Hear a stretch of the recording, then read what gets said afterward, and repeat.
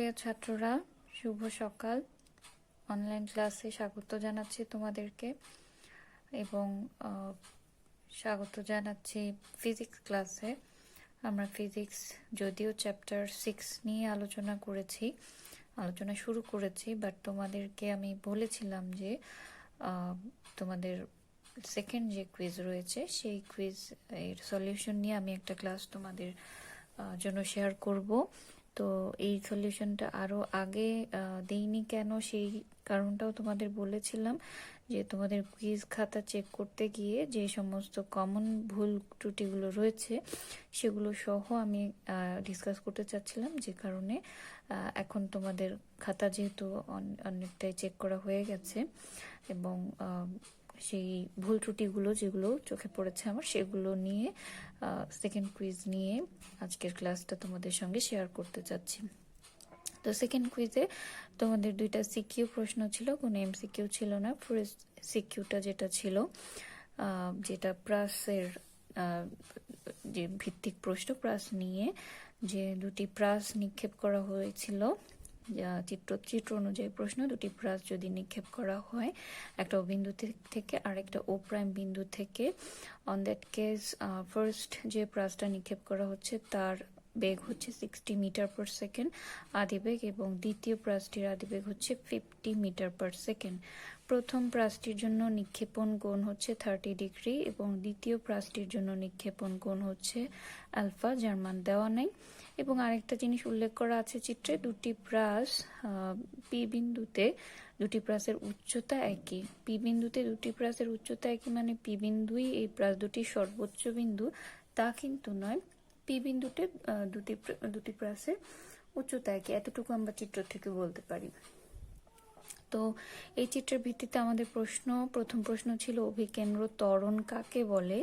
এটা আমরা পড়েছি যে বৃত্তাকার পথে চলমান বা ঘূর্ণায়মান কোনো বস্তুর ব্যাসার্ধ বরাবর কেন্দ্রের অভিমুখে যে ত্বরণ ক্রিয়া করে তাকে অভিকেন্দ্র ত্বরণ বলে, এটা বলতে পারি। অথবা বৃত্তাকার পথে ঘূর্ণায়মান কোনো বস্তুর ব্যাসার্ধ বরাবর কেন্দ্রের অভিমুখে অবশ্যই কথাটা উল্লেখ করতে হবে, কেন্দ্রের অভিমুখে বেগ বৃদ্ধির হারকে বা বেগের পরিবর্তনের হারকে অভিকেন্দ্র ত্বরণ বলে। তোমরা অনেকেই ঠিকঠাক লিখেছো, বাট অনেকের খাতায় লিখে দেখেছি আমি কি পুরো লাইনটা ঠিক আছে এরকম লিখেছো যে বৃত্তাকার পথে চলমান কোনো বস্তুর ব্যাসার্ধ বরাবর কেন্দ্রের অভিমুখে এতটুকু লিখেছো, তারপর লিখেছো বৃদ্ধির হারকে।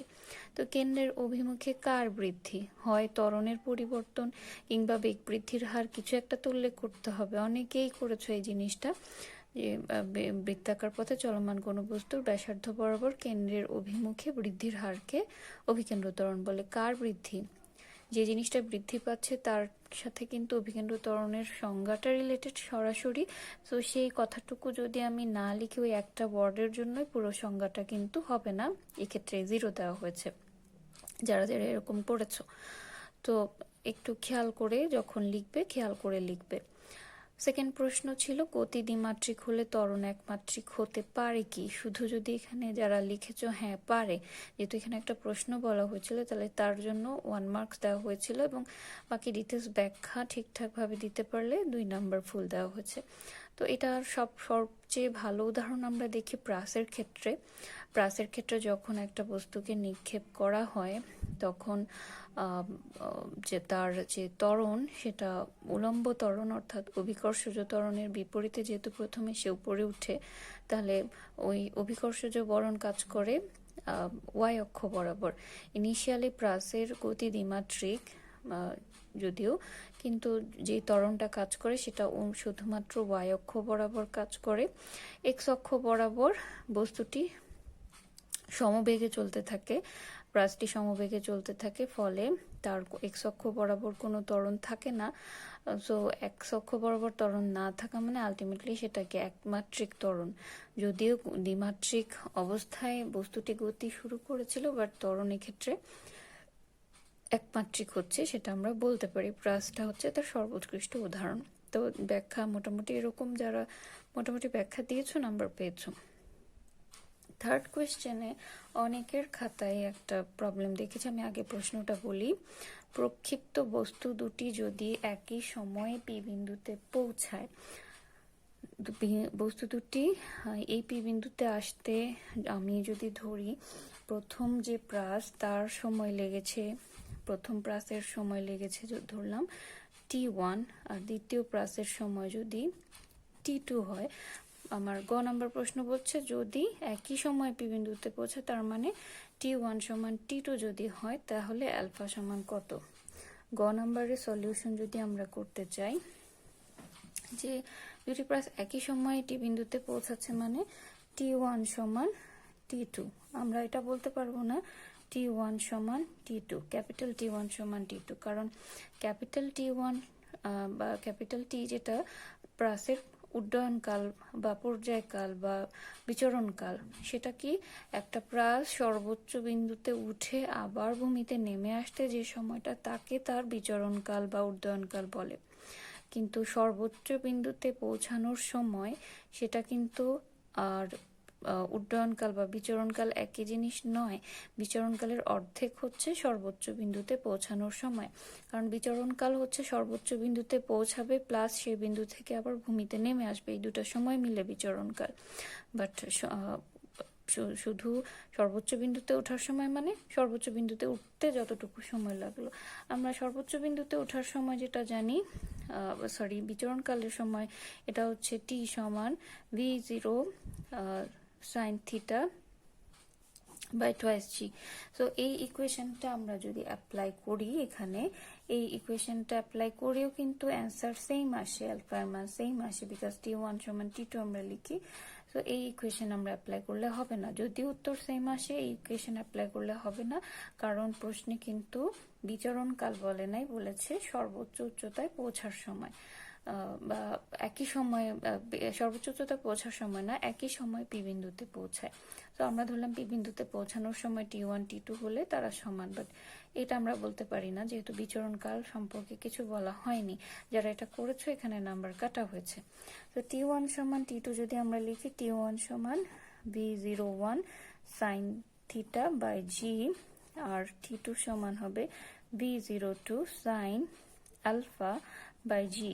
এখানে অনেক বড় একটা ভুল তোমরা প্রায় সময় করে থাকো, যেটা আমি দেখেছি প্রায় অনেকের খাতায় এইটা নিয়ে নাম্বার কাটা হয়েছে, যে যখন আমি অঙ্ক শুরু করব, আমি ক্লাসেও যখন ম্যাথ দেখিয়েছি তোমাদের রেগুলার অনলাইন ক্লাসেই বলেছি যে প্রথমে তুমি সাইডে বা উপরে আমার কি কি জিনিস বলা আছে সেগুলো লিখতে হবে। যেমন বলা আছে প্রথম বস্তুর আদি বেগ, পুরো কথাটা লিখে V01 সমান 60 মিটার পার সেকেন্ড এই কথা লিখতে হবে। একইভাবে দ্বিতীয় বস্তুর বেগ, পুরো কথাটা লিখে V02 সমান 50 মিটার পার সেকেন্ড।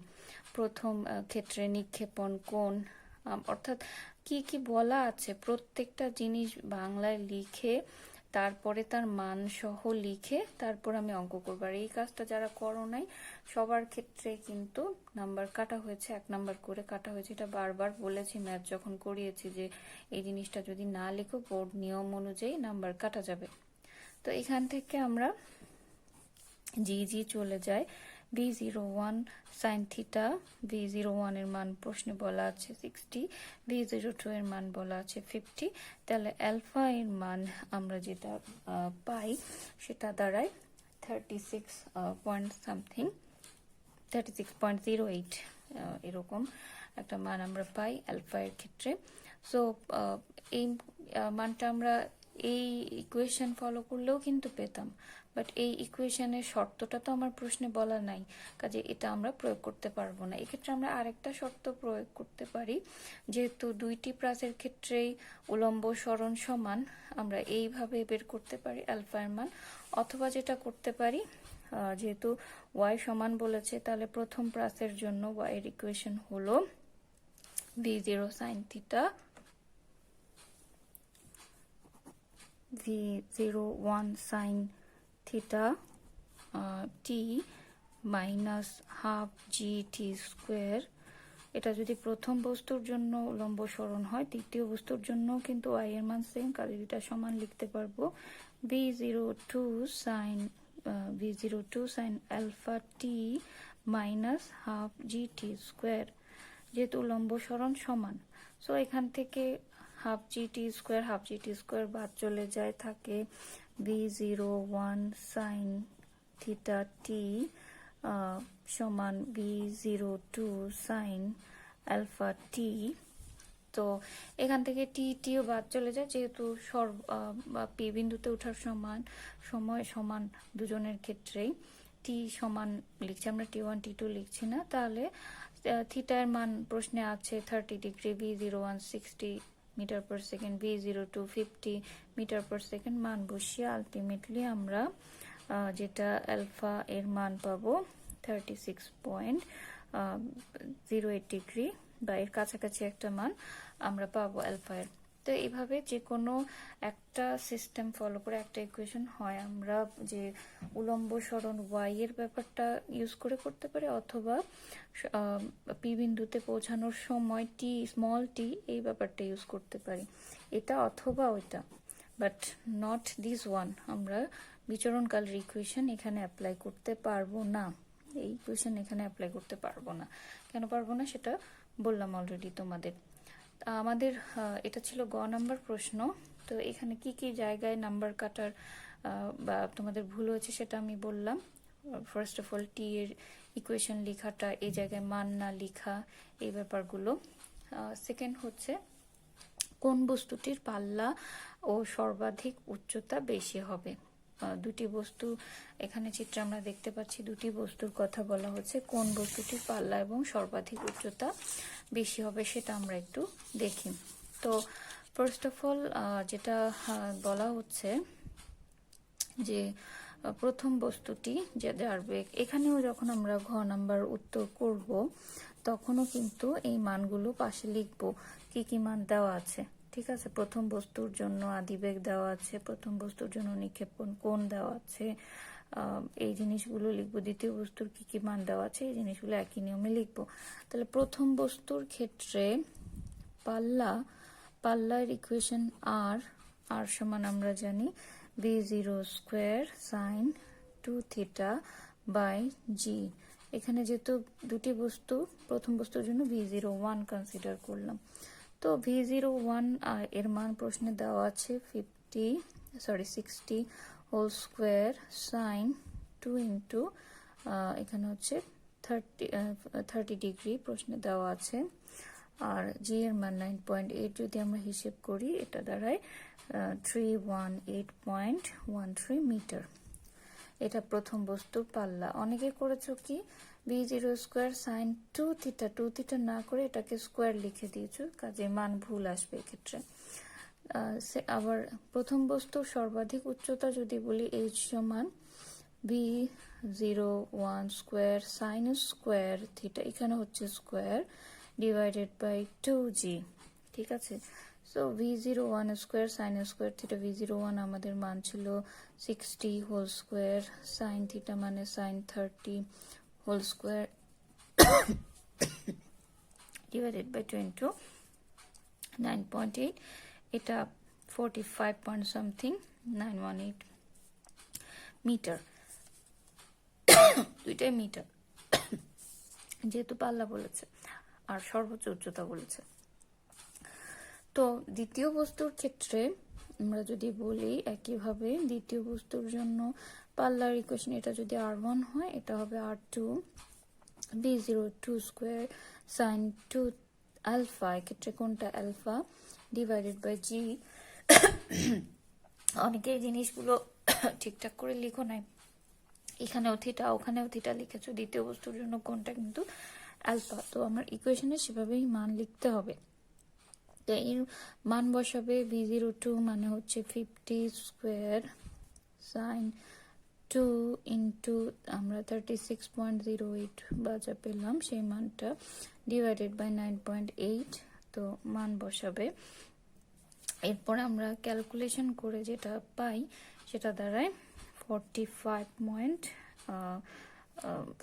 যেহেতু আমরা পাল্লা বের করছি, পাল্লার মানটা দাঁড়াবে 244.90 মিটার। আমরা এটা r1 ধরেছি, এটা h1, আর দ্বিতীয় বস্তুর বেলা এটা r2।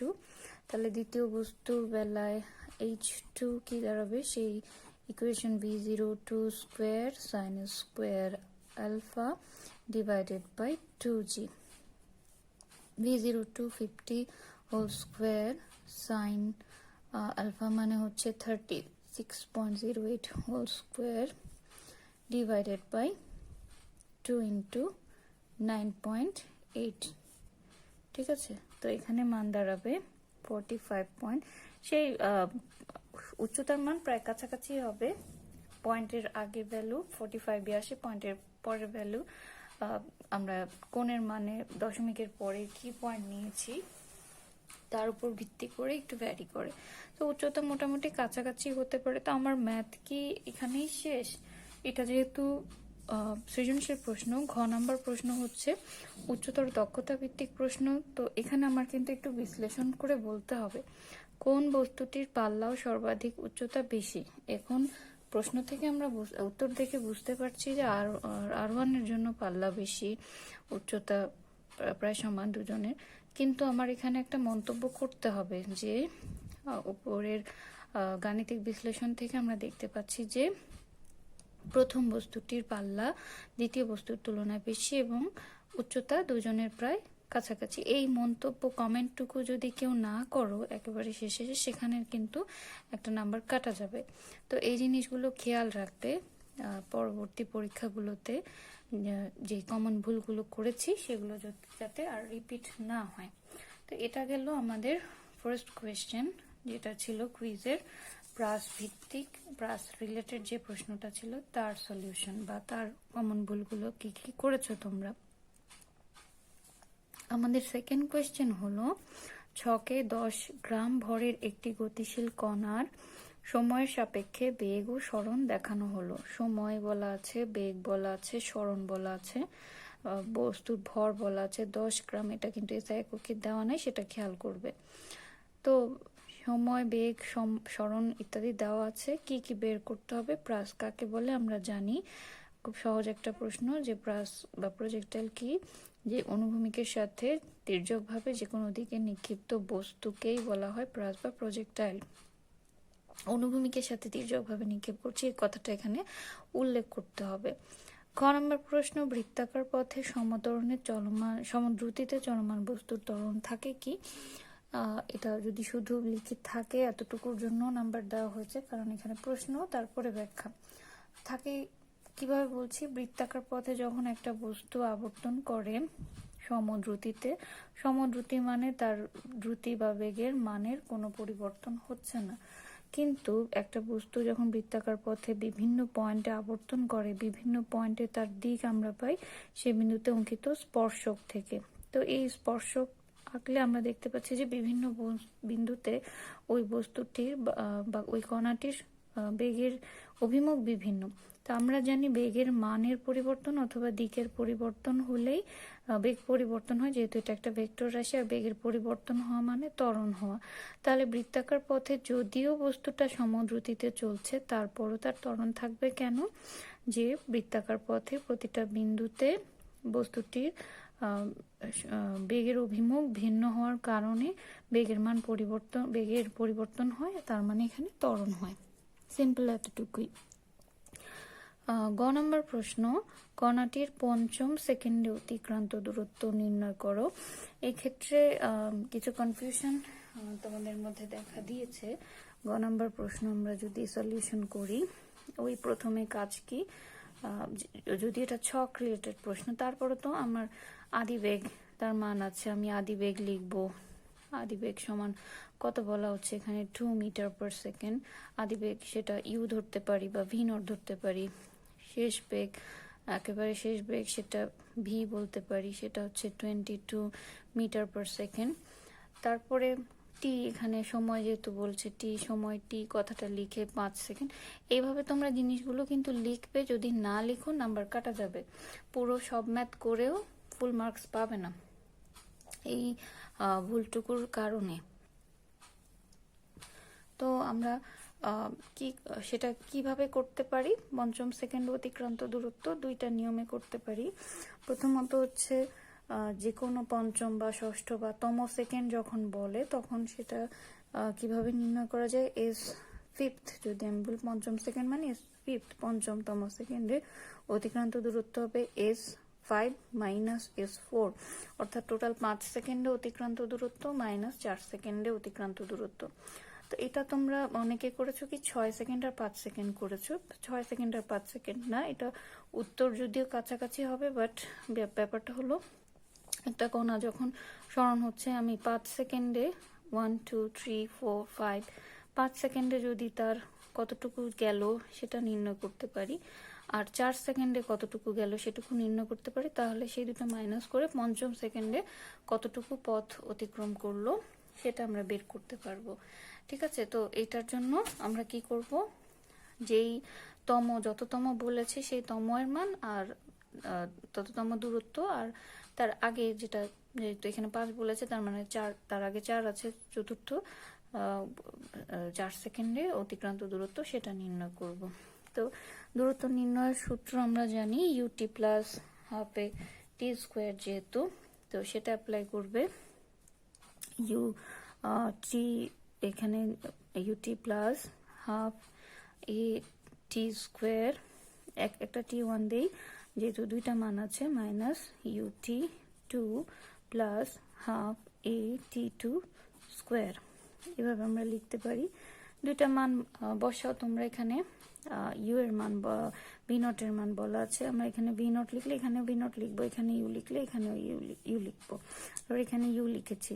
তাহলে ইউ মান বলা আছে 2 ইন্টু টি ওয়ান বলা আছে 5, যেহেতু 5 সেকেন্ডের জন্য মান, প্লাস হাফ ইন্টু এর ভ্যালু তো প্রশ্নে বলা নাই, তাহলে আমরা এ সমান লিখতে পারি v minus u by t. V সমান হচ্ছে গিয়ে শেষ বেগ 22 মাইনাস আদি বেগ 2 ডিভাইডেড বাই সময়, এখানে টোটাল কতক্ষণ সময় পর্যন্ত যাত্রা করে বা বস্তুটির চলমান 10 সেকেন্ড, তাহলে এর মান দাঁড়ায় 22 minus 2, that means 20 divided by 10, অর্থাৎ 2 ms ইনভার্স 2। এই এককও অনেকে ভুল লিখেছো, ত্বরণের একক। তো half a into T one square মানে 5 স্কোয়ার। একইভাবে মাইনাস ইউ 2 ইন্টু 4 সেকেন্ডের জন্য 4 প্লাস হাফ ইন্টু ত্বরণ তো সেই সেম প্লাস 4 স্কোয়ার, এভাবে আমরা বের করতে পারি।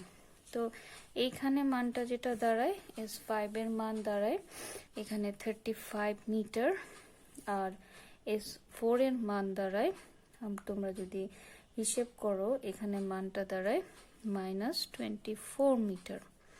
সমান সমান উত্তর যেটা আমরা পাই সেটা হচ্ছে 35 মাইনাস 24, দ্যাট মিনস 11 মিটার। কিন্তু এখানে একটা কনফিউশন দাঁড়াচ্ছে কি, S4 এর ভ্যালু কিন্তু প্রশ্নে বলা আছে 4তম সেকেন্ডে বা 4 সেকেন্ডে অতিক্রান্ত দূরত্ব 22, তাহলে সরাসরি সেটাও তো আমরা অ্যাপ্লাই করতে পারি। হ্যাঁ, সেই মানটাও এখানে বসাতে পারি। সেই মানটা আসলে এক্সাক্ট মান হওয়ার কথা ছিল 24, যদিও গ্রাফে ভুল করে এই মানটা দেওয়া হয়েছিল 22। সো আমরা কেউ যদি সরাসরি এখানে S4 এর জায়গায় 22 বসাই, 22 বসালে এই মানটা আসার কথা 13, আর 24 বসালে এটা আসে 11। সো দুইটা অ্যান্সারই কিন্তু রাইট দেওয়া হয়েছে সঠিক নিয়মে। যারা করেছো তাদের কিন্তু, যারা 11 অ্যান্সার লিখেছো তাদেরটাও রাইট দেওয়া হয়েছে, যারা 13 লিখেছো তাদেরটাও রাইট দেওয়া হয়েছে। তো এইভাবে আমরা এই সিস্টেমে করতে পারি। পঞ্চম সেকেন্ডে অতিক্রান্ত দূরত্ব সেটা এভাবে করতে পারি। আরেকটা ওয়েতে আমরা করতে পারি, সেটা শর্ট একটা ইকুয়েশন, এটা অথবা এটা এভাবে করতে পারি, অথবা কিভাবে করতে পারি, S5 সমান u plus half into half a into twice t minus 1, u plus half a into twice t minus 1। এই সূত্র অ্যাপ্লাই করতে পারি। ইউ সমান 2 plus half into 2 into 2 into t মানে 5 সেকেন্ড, দ্যাট মিনস 5 মাইনাস 1, তাহলে এখানে দাঁড়ায় 2 যদি বাদ যায় 5 আর 2 মাল্টিপ্লাই করে 10 minus 1, that means 9, 2 plus 9, that means S5 সমান দাঁড়াচ্ছে আলটিমেটলি 11 মিটার। তো এটাও করতে পারি বললাম, অথবা কোনটা করতে পারি, আমার গ্রাফে যেহেতু মানের প্রবলেম আছে তার কারণে 13 যে আনসারটা সেটাও আমরা অ্যাকসেপ্ট করেছি, কি কারণে করেছি সেটা বললাম। বাট এই সিস্টেম ফলো করতে পারি, অথবা সরাসরি সিম্পল ইকুয়েশন অ্যাপ্লাই করেও আমরা এই ম্যাথটা করতে পারি। তো এখানে যাদের কনফিউশন ছিল, আশা করি কনফিউশন দূর হয়েছে। অনেকে করেছো কি শুধু S5 লিখেছো, অর্থাৎ 35 এতটুকু লিখেছো। ম্যাথে কিন্তু 5 সেকেন্ডে অতিক্রান্ত দূরত্ব চাইনি, কাজে যারা এতটুকু করেছো সেটা ভুল হয়েছে, নাম্বার কাটা হয়েছে। এখানে পুরো কমপ্লিট না হলে সেখানে নাম্বার কাটা হয়েছে। আমাদের পরের প্রশ্ন ছিল যে কণাটির 10 সেকেন্ডে সম্পাদিত কাজ এবং 10ম সেকেন্ডে সম্পাদিত কাজ একই হবে কিনা।